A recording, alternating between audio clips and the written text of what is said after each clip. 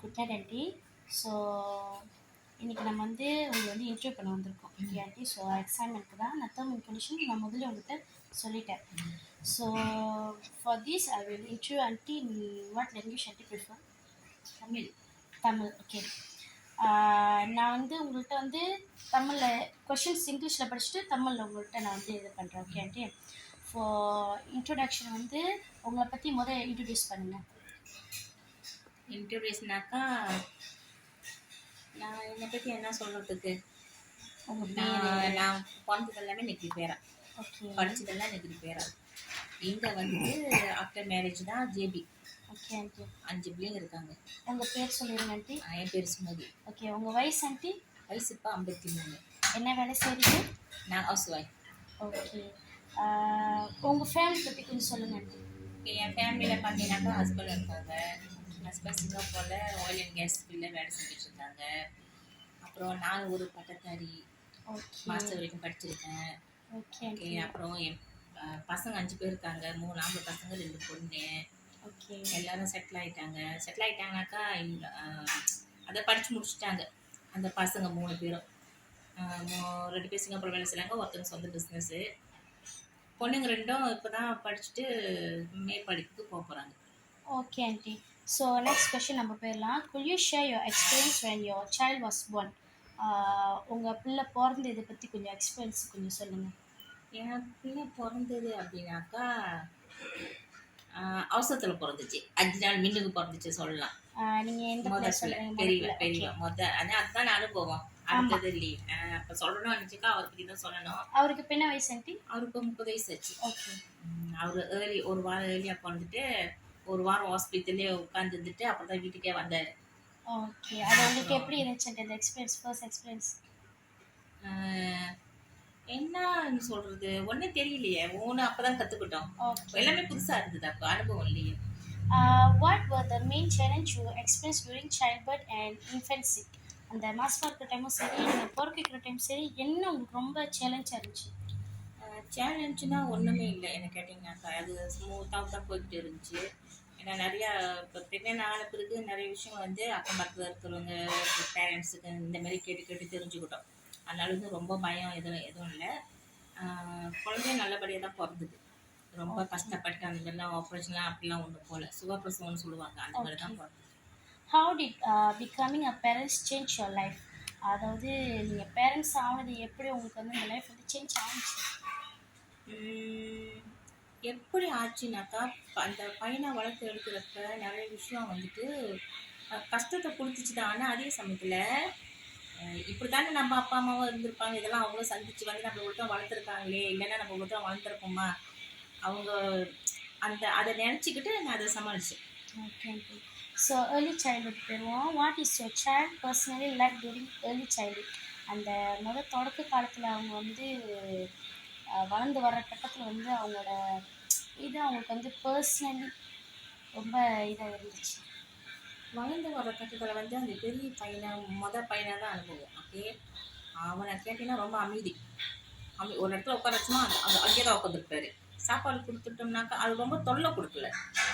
அவர் வந்து அமைதியான பையன். தொந்தரவு போகிறது அழுந்தா அட்டம் பிடிச்சிக்கிட்டு சும்மா நைட்டு அந்த மாதிரிலாம் ஒன்றும் இல்லை. அவர் அமைதியான பையன். பசி எடுத்தா பால் கொடுத்துருமா, குடிச்சிட்டு சாப்பாடு கொடுத்துட்டுமா, இடத்துல உட்கார வச்சுமா, விளையாட வச்சுமா, அந்த மாதிரினாக்கா அவர் அப்படி தான் இருந்தார். Okay aunty. So what challenge did you face when racing your child during this stage? இப்போ இந்த ஸ்டேஜ் இப்போ நீங்கள் சொன்னீங்கல்ல, இப்போ அந்த வளர்ந்து வர காலகட்டத்தில் உள்ள இதில் வந்து உங்களுக்கு ரொம்ப எது சேலஞ்சாக இருந்துச்சு அவர் வளர்த்து வர்றதுக்கு வந்துட்டு அவன் வந்து ஆம்பளை பையன்றதுனால வந்து சேலஞ்சுன்னு சொல்லி நான் எதுவும் எதிர்பார்க்கல. ஏன்னா அது ஃபுல்லாக வந்து ஹஸ்பண்ட் டேக் கேர் பண்ணிக்கிட்டாங்க. அப்போ வந்து எனக்கு அது தைரியமாக எங்கே போனாலும் எங்கே வந்தாலும் விட்டுட்டு போகிறதுக்கு எனக்கு சுலபமாக இருந்தது. எங்கே போனாலும் கூட்டிக்கிட்டு பொம்பளை பிள்ளைய விட்டு போக முடியாது, பயந்துக்கிட்டு இருக்கணும், அந்த மாதிரிலாம் ஒன்றும் இல்லாமல் சுதந்திரமாக மூவ் பண்ண முடிஞ்சிச்சு. Okay aunty. நெக்ஸ்ட் கொஷின் போயிடலாம். How did you support your child physically, emotional and social development?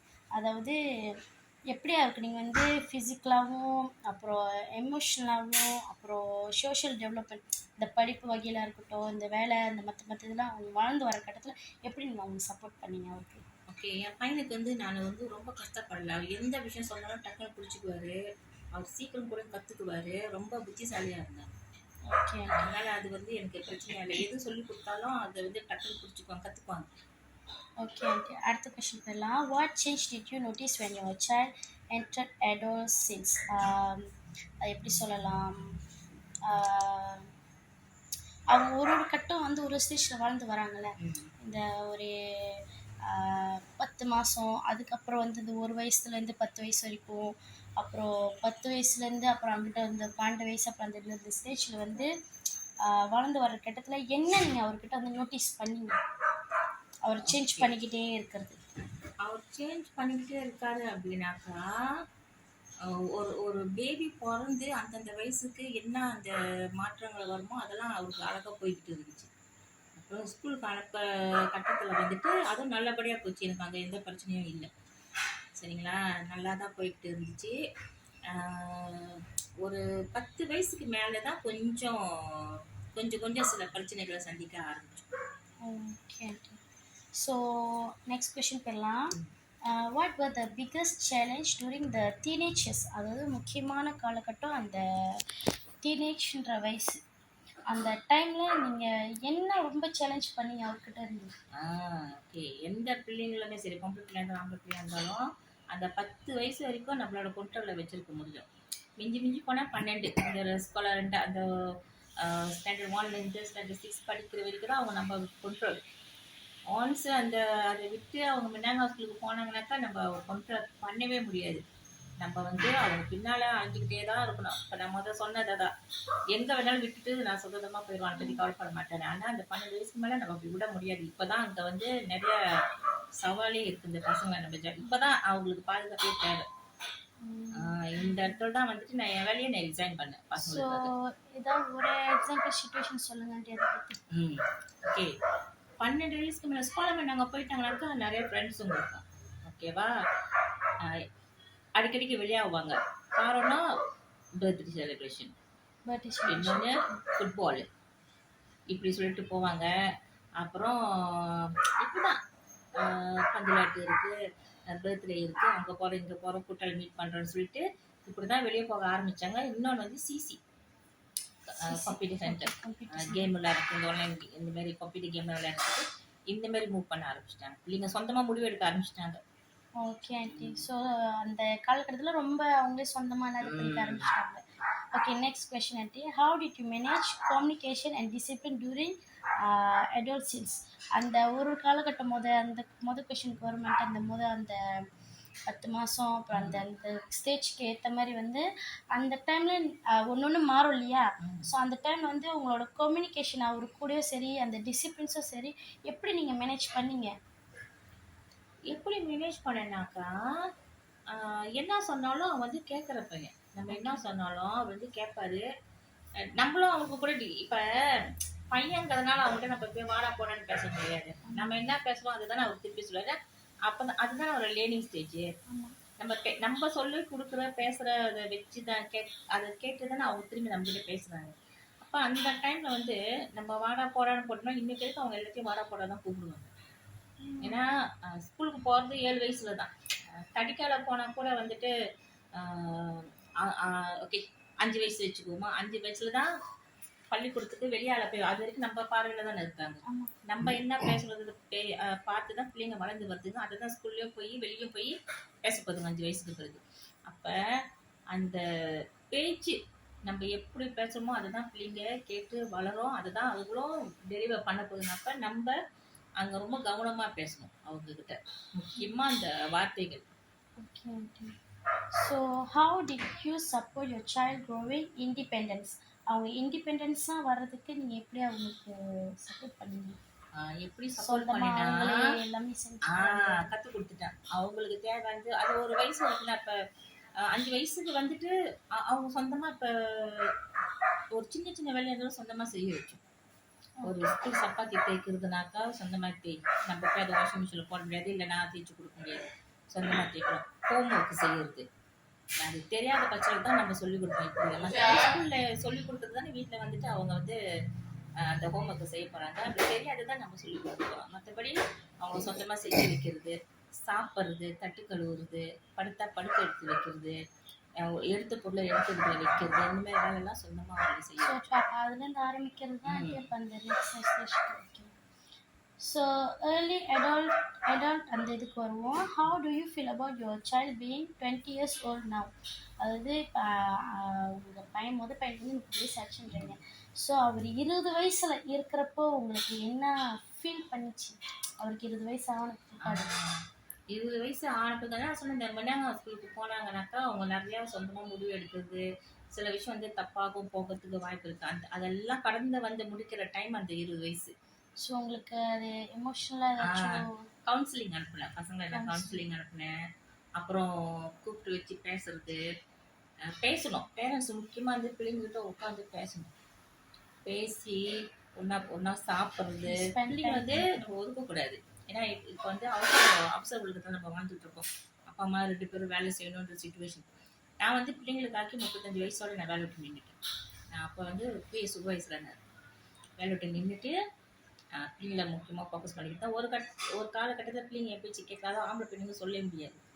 அப்போ அந்த மாதிரி டைமில் வந்துட்டு டைம் ஸ்பெண்ட் பண்ணோம். அவரோட ஹஸ்பண்ட் வேலை முடிஞ்சு வந்துட்டாங்கனாக்கா அவங்க கூப்பிட்டு வெளியே போகிறது, படம் பார்க்க போகிறது, எங்கேயாச்சும் வெளியே போகிறது, ஒன்றா சாப்பிட்றது, இந்தமாரி வந்து ஒன்றா வச்சுக்கிடுவோம். ஏன்னா பிள்ளைங்க வந்து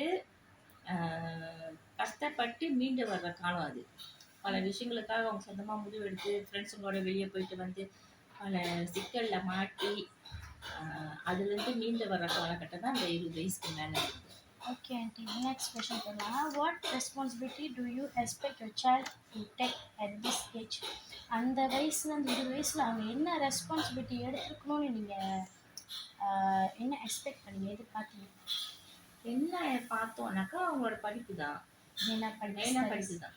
ஓகே ஆண்டி, நெக்ஸ்ட் கொஸ்டின். ஏன்னா படிப்பு வந்து இப்போ இப்போ இப்போ இருக்கிற பசங்களை பார்த்தீங்கன்னாக்கா, ஓகே ஒரு எஸ்பிஎம் எடுத்துக்கிட்டோம்னாக்கா மிஞ்சி போனால் 17 வயசில் எழுதுவாங்க, இல்லை 18 வயசில் எழுதுவாங்க. ஸோ அதோட பாஸ் பண்ணி தாண்டி மேற்படிப்பு போகிற பிள்ளைங்க வேறு, அந்த பரீட்சை எழுத முடியாமல் ஃபெயில் ஆகி தனியாக போய் உட்காந்துக்கிற பிள்ளைங்க வேறு. ஸோ அந்த பிள்ளைங்க நம்ம என்ன செய்யலாம்? படிப்புக்கு வந்து வயசு இதே கிடையாது, லிமிட் கிடையாது. நீங்கள் எந்த வயசில் வேணாலும் படிக்கலாம். அதனால் இன்னும் அவருக்கு வாய்ப்பு இருக்குது. அதனால் வந்து அது என்ன ஏதுன்னு விலைக்கு சொல்லி இதோட முடிஞ்சு கொள்ளன்னு சொல்லிட்டு இப்போ படிப்புக்கு நம்ம மேற்கொண்டு என்ன பண்ணலாம், சரியான வழி என்ன இருக்குன்னு சொல்லி அதை பற்றி நம்ம பேசி அவர் கொண்டு வரணும். Okay. What challenge do you think your child may face as young adult? அதாவது நீங்கள் என்ன நினைக்கிறீங்க, அவர் அந்த வயசு, அந்த அடல்ட் வயசில் வந்து ரொம்ப சேலஞ்சை ஃபேஸ் பண்ணியிருப்பார் நீங்கள் பார்த்த வரைக்கும், அவங்ககிட்ட சொல்லாமல் நீங்கள் பார்த்து இதான் பிரச்சனையாக இருக்கும் அப்படின்ட்டு நான் ரொம்ப சேலஞ்சாக இது பண்ணது. ரொம்ப சேலஞ்சாக இது பண்ணதுன்னா கூட்டாளிங்க தான், ஃப்ரெண்ட்ஸ் தான். அதுங்க நம்பி போகிறது, அப்படி எதுலேயாச்சும் மாட்டிக்கிட்டு முடிக்கிறது. ஏதாச்சும் நம்ம அவர் பாக்கெட் மணி கொடுத்தோம்னா அது இவர் பாய்க்கிறார் வெளியே பிள்ளைங்க கூட்டாளிங்களுக்காக செலவு பண்ணுறது. ஸோ இந்த மாதிரி ஒரு பிரச்சனை இருந்துச்சு. So how has your parenting role change now that your child is 20? அதாவது அது 20 வயசு அந்த டைமில் வந்துட்டு உங்களோட பேரண்டிங் ரோல் எப்படி சேஞ்ச் ஆகுச்சு? ஏன்னா நீங்கள் சொன்னீங்க பிள்ளை வந்து பிறந்தப்ப நிறைய கற்றுக்கிட்டோம் அப்படின்னு சொன்னீங்க அந்த கட்டத்தில். ஸோ அவருக்கு 20 வயசு ஆன பிற்பாடு வந்து உங்களுக்குன்னு ஒரு இது வரும்ல, உங்களோட இதுவும் சேஞ்ச் ஆகிட்டு வரும்ல. ஸோ உங்களோட ரோல் எப்படி சேஞ்ச் ஆகுச்சு அந்த டைமில்? ஓகே, என் வீட்டில் வந்துட்டு ஒரு 10 வயசு வரைக்கும் தான் வந்து பிள்ளைங்களுக்கு வந்து நான் செய்ய வேண்டியதை நான் செஞ்சு கொடுத்தேன். 10 வயசுக்கு மேலே அவங்க தான் எனக்கு செய்யணும். ஒரு வீட்டு வேலையை எடுத்துக்கிட்டாலும் நான் கற்றுக் கொடுத்தேன். ஆளாளுக்கு ஒரு வேலை பிரித்து கொடுத்துட்டு எல்லாமே நான் செய்யணும்னு கட்டாயம் கிடையாது, அவங்களும் செய்யணும், பழகணும். இவன் வந்து சமையல் வேலை கூட அவங்க சொந்தமாக செஞ்சு சாப்பிட்டுக்கிற மாதிரி நான் வந்து எல்லாத்துக்கும் அதை வந்து நான் ட்ரை பண்ணி வச்சுருக்கேன். 5 பிள்ளைங்க 5 பேரையும் சமைச்சு சொந்தமாக சாப்பிடக்கூடிய இதில் இருக்கு. Okay okay. So next question போகலாம். ஃப்யூச்சர் டெவலப்மெண்ட் அந்த ஸ்டேஜுக்கு போயிடலாம். What are you hopes for your child's future? அதாவது அவரோட ஃப்யூச்சருக்கு நீங்கள் என்ன ஹோப் பண்ணுறீங்க, என்ன எதிர்பார்க்குறீங்க? ஓகே, ஃப்யூச்சருக்கு நம்ம என்ன, இப்போ 5 பிள்ளைங்க இருக்காங்க இல்லையா, 5 பிள்ளையும் புத்திசாலியும் நம்ம சொல்ல முடியாது. 5 பிள்ளையும் நல்லா படிச்சு தேறி வருவாங்கன்னு சொல்ல முடியாது. கண்டிப்பா ஏதாச்சும் இப்ப நம்மளோட விரல் தான் நார்மலா சொல்லுவாங்க. 5 ஒரே மாரி இல்ல தானே? அதே போல தான் பிள்ளைங்க 5 பிள்ளையும் ஒரே மாரி சிந்திப்பாங்க. ஒரே மாரி படிச்சு தேறி வருவாங்கன்னு சொல்ல முடியாது. அவங்கவங்களுக்குன்னு தனி திறமையும் இருக்கு. ஒரு பையன் நல்லா படிக்கல, ஒரு பையன் நல்லா படிக்கிறான்னா, ஓகே நல்லா படிக்கிறவனா அவனுக்கு என்ன செய்யணும்னு அவருக்கு தெரியும். அவருக்குன்னு ஒரு ஆம்பிஷன் இருக்கும். என்னவா அப்ப அதுக்காக நம்ம மூவ் பண்ண விட்டுறலாம், வழி விட்டுறலாம். அதே சமயத்துல வீக்கா இருக்க பிள்ளைங்கள நம்ம கை விட்டுற முடியாது. அவருக்கு என்ன தனி திறமைகள் இருக்குன்னு பார்த்து அதுல அவரை நம்ம கொண்டு வரணும். கைத்தொழில். ஸோ இப்போ என்ன கேட்டிங்கனாக்கா, என் பிள்ளைங்க வந்து 5 பேரும் பூ கட்டுவாங்க மாலை. ஓகே. சமைப்பாங்க, மாலை கட்டுவாங்க. இன்னும் மற்ற சின்ன சின்ன தொழில் வந்து கைத்தொழில் இருக்கு எல்லாத்துக்கும். ஸோ ஃப்யூச்சரில் உங்களுக்கு வந்து கைத்தொழில் வந்து கை கொடுக்கும். Okay aunty. Next question. What do you think your child may experience during adults? என்ன அவங்க வந்து எக்ஸ்பீரியன்ஸ் பண்ணியிருப்பாங்கன்னு நினைக்கிறீங்க அவங்க அடல்ட் ஸ்டேஜில்? அவங்களுக்கு வேணுங்கிறது அவங்க தான் சொந்தமாக தேடிக்கணுங்கிறது அவங்களுக்கு. Okay aunty. எல்லாமே அப்பா அம்மா எதிர்பார்க்கக்கூடாது, நமக்கு வேணுங்கிறத நம்ம தேடிக்கணும், அந்த இது அவங்களுக்கு இருக்கு. Okay. What are you thought about your own future and late adulthood? நீங்கள் என்ன எதிர்பார்க்குறீங்க? உங்களோட ஃப்யூச்சர் எப்படி இருக்கும்? அப்புறம் அவங்க இப்போ பெருசாக ஆயிட்டாங்க இல்லையா? ஸோ ஃப்யூச்சரில் நீங்கள் எப்படி இருப்பீங்கன்னு உங்களுக்கு அந்த இது யோசிச்சு இதை வச்சுருக்கீங்களா? நீங்கள் மேபி அவங்க கூட இருப்பீங்களா, இல்லை தனியாக நீங்கள்? ஓகே, ஃப்யூச்சரில் வந்து எல்லாருமே தனித்தனியாக தான் இருப்பாங்க. ஆளுக்கு ஒரு வீடு வாங்கிட்டு அவங்கவுங்க தனியாக தான் இருப்பாங்க. நான் வந்துட்டு எங்கே வேணாலும் இருக்கலாம். ஓகே ஓகே, வெளியூர் இருந்தாலும் நான் வெளியூருக்கெல்லாம் நான் போகலாம். நான் ஃப்யூச்சர் பிளான் இருக்குது. நாங்கள் வந்து நிறையா சுற்றுலா போகணும். ஓகே. நான் அதுக்குள்ள வந்து சுற்றுலா போகணும். ஓகே. எல்லாம் வளர்ந்துட்டாங்க, அவங்க சொந்தமாக இருக்காங்கன்னா அப்போ நமக்கு என்ன வேலை இதோட? ஆமாம். So how do you feel about egging and dead? அதாவது இது ரொம்ப சென்சிட்டிவான ஒரு விஷயம். அப்படி உங்களுக்கு இப்போ ஆன்சர் பண்ண முடியலன்னா நீங்கள் என்கிட்ட சொல்லிடுங்க. இதை பற்றி நீங்கள் என்ன நினைக்கிறீங்க? இந்த வளர்ந்து வர்றது, அப்புறம் இந்த இறப்பு, இதை பற்றி நீங்கள் என்ன ஃபீல் பண்ணுறீங்க? இறப்புங்கிறது பிறப்புன்னு ஒன்று இருந்தால் கண்டிப்பாக இறப்பு இருக்கும்.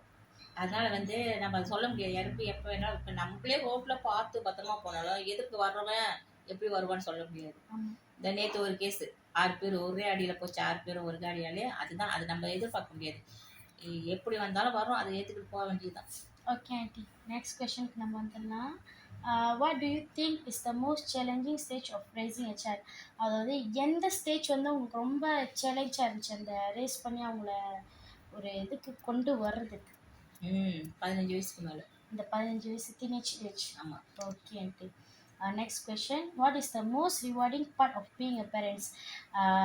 எந்த இடத்துல வந்து உங்களுக்கு நீங்கள் வந்து பெருமையாக ஒரு ரிவார்டு கொடுத்துக்கலாம், பேரண்ட்ஸாக இருக்கேன் அப்படின்னு சொல்லி? ஓகே, எந்த இடத்துலனாக்கா இப்போ எல்லா அப்பா அம்மாவுக்கும் பிள்ளைங்க வந்து நல்லா படிக்கணும், ஒரு பட்டத்தொகையாக வரணும், ஒரு லெவலில் இருக்கணும்னு ஆசைப்படுவாங்க. ஓகே, அதுக்கு பிள்ளைங்கள படிங்க படிங்க படிங்கன்னா மட்டும் பார்த்தாங்க. நாம் எப்படி இருக்கோம் பேரண்ட்ஸ், நம்ம அதுக்கு ஒரு எடுத்துக்காட்டு உதாரணமாக இருக்கணும். அதில் கேட்டிங்கனாக்கா, என் பிள்ளைங்க பட்டம் எடுக்கிறாங்களோ பிள்ளைங்களுக்குனா நான் எடுத்துன்னு சொல்லிட்டு நான் 2 பட்டம் எடுத்துட்டேன். அது வந்து அது ஒரு எடுத்துக்காட்டு. நான் போட்டி போட்டேன் பிள்ளைங்களோட, நீங்கள் முதல் எடுக்கிறீங்க நான் எடுக்கிறேன்னான்ட்டு. அப்போ போட்டு போட்டு பிள்ளைங்க என்னோட படித்தாங்க.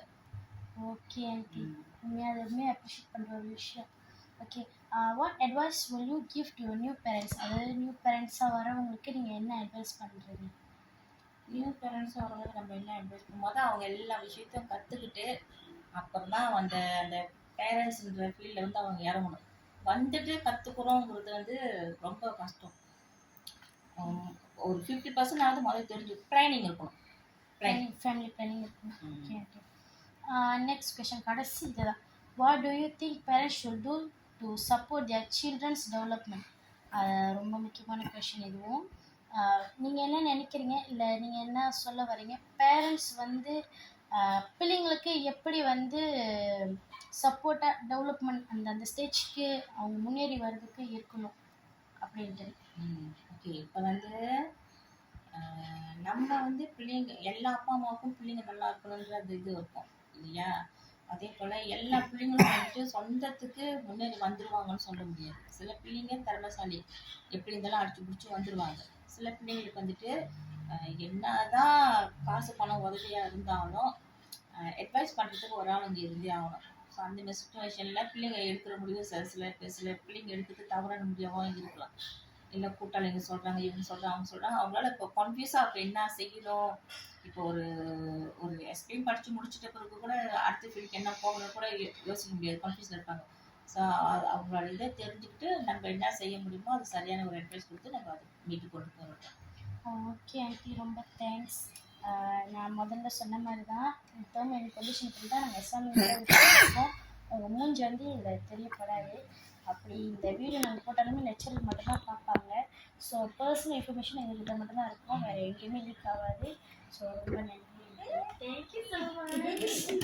ரொம்ப உதவிங்க.